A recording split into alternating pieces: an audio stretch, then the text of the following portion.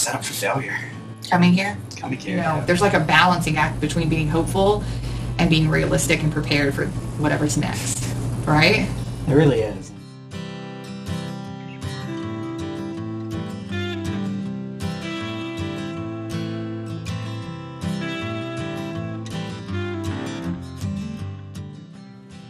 Oh, now I can hold your arm and stuff. That's why I did that. Aw, say hi. Hi. To them, not me. Hi. I expected to be here for like 3 days. Prepared for 9 days. So we had different expectations already. Yeah. Thankfully, I'm the one who did the packing. Yes, thankfully. I thought we were going to come here, do the consultation, they would set up a treatment plan, and then we would go home and work with the general oncologist at home. And then the team here would see you every like 3 months. Before we came here, I was sort of at peace with everything. We had a diagnosis, and I mean, it was bad, grade 3, but it wasn't like the worst. We were looking at like double-digit years. You know, when you hear you have brain cancer, like, to me, that sounded okay. Hi, nice to meet you. The pathology here was confirmed as a glioblastoma. Okay. Okay. Glioblastoma? Glioblastoma. Not an anaplastic astrocytoma. No. Okay. Okay. It's okay. Okay. I saw your medical oncologist talk about that. IDH, what type of mutant? No, we don't know it yet. I know this is worse. We know this is worse. So glioblastoma is a glifo. The standard of care is radiation therapy combined with chemotherapy.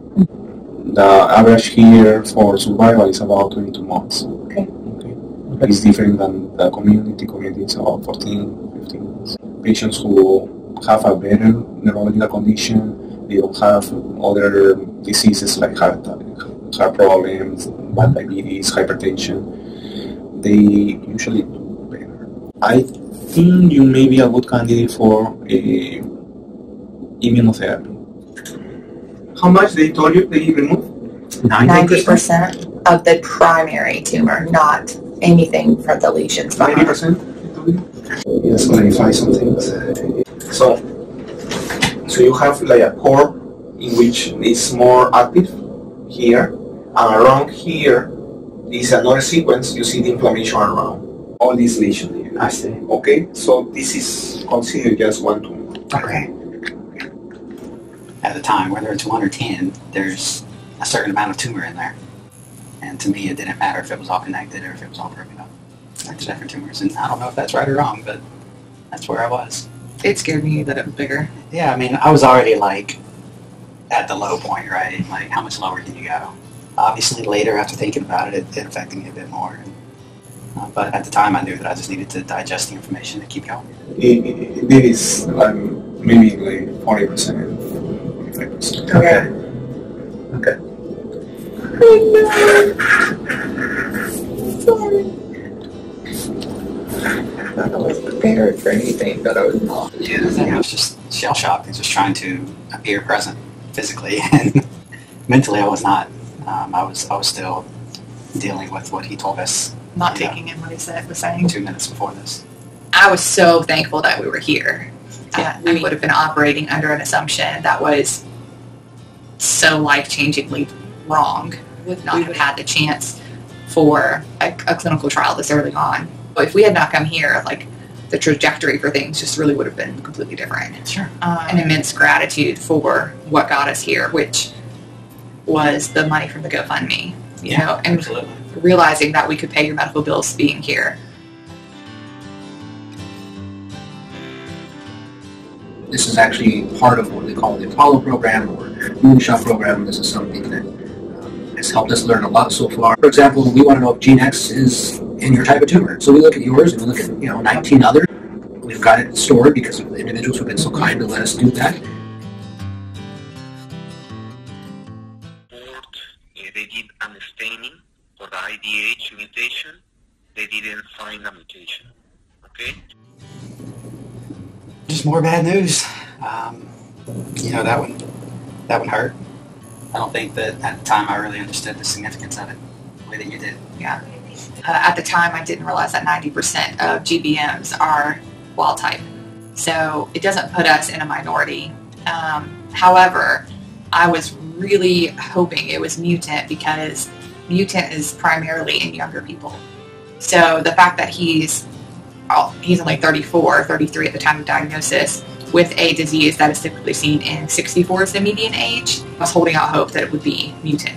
So I think so, because living like 40% there is not. oh yeah. So he would have his second resection in the next week or two, and then we would wait 3 to 4 weeks before we can start radiation therapy.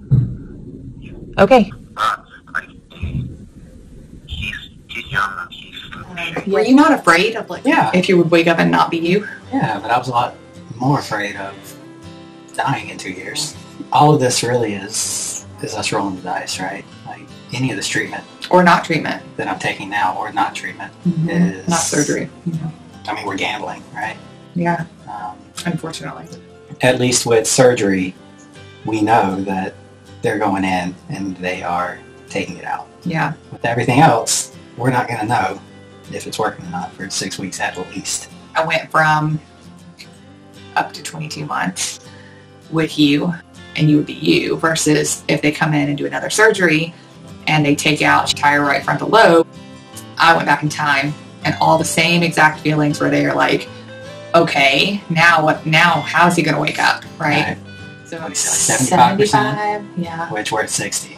So starting at 75, and then every percentage above that, there's an increase in prognosis. Nothing, unfortunately, is known to cure or greatly increase life expectancy because of what this is. So.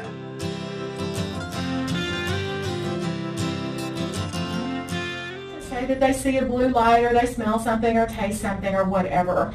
If that happens to you, just know that it is the radiation energy passing over your cranial nerves. It isn't something that's really happening. They're going to have to make an immobilization device for you that's going to hold your head still and in the same position every day. There's different parts of your brain where the tumor is and surrounding area gets different doses. Tumor cells grow faster than normal cells do, but they do so with decreased fidelity. Okay. So like they can't repair themselves when they have mistakes. Okay. So we exploit that small difference every day over and over and over again for 30 treatments for a GBM. It damages the DNA. The normal cells stop and repair themselves. The tumor cells, they're not very good at repairing themselves. So they, like when one cell goes to make 2 cells, the end result is 0 cells. I mean, this is a disease generally of 70, 80-year-old people. It's not so far away from the optic apparatus. We kind of know what's safe for that. But, you know, I mean, Possibility. radiation, I can tell you with a great degree of certainty, is radiation in the brain has never made anyone smarter. We are far from where we want to be in terms of what we can do for you. Right. The primary recommendation is to be on a clinical trial. Okay. The problem with this tumor is not what you see, it's what you don't see. Okay. Just so you know, going here forward, your life had probably had a large degree of certainty to it. Regardless of what happens, you're going to have to live with a lot of uncertainty. I like him. I don't think that we're a great match because Because he can't hear. he can barely hear and I can barely speak. So Yeah, that's great. He's constantly. we're gonna have to learn sign language or something. Well, he has to turn around and watch you talk because he can't hear you. Yeah, but he's great. He's super smart.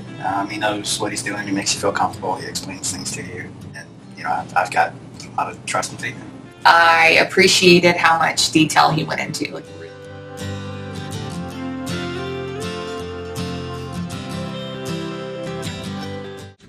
Hello. Hey, How are you? I'm April. I'm Nick. Very nice to meet you. Well, we can't get back here anyway. This is like the internal capsule, like the insula. So you can't touch that. No, that's a high-risk location that could cause weakness. So the high-grade disease is the stuff that's enhancing, the stuff that lights up the contrast. The assumption is that if it's glioblastoma, then all of that is bad. Okay.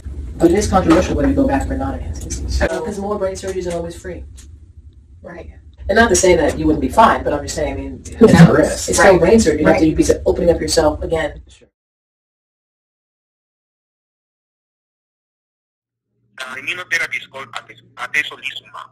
Patients receive the standard of care, radiation therapy, plus Demoran.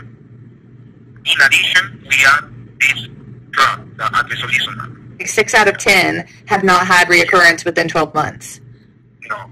I mean, everybody recommends that you be on a clinical trial with grade 4. So the way that they speak to us here at MD Anderson is different than the way we've been spoken to at home. Yeah. Right. And they talk to us like we understand what they're saying. And we do because of the way they explain it. And because if there's a word we don't know, we ask them and they explain it better. What? It's not a picture of us. It's not a picture of you. Climb up there.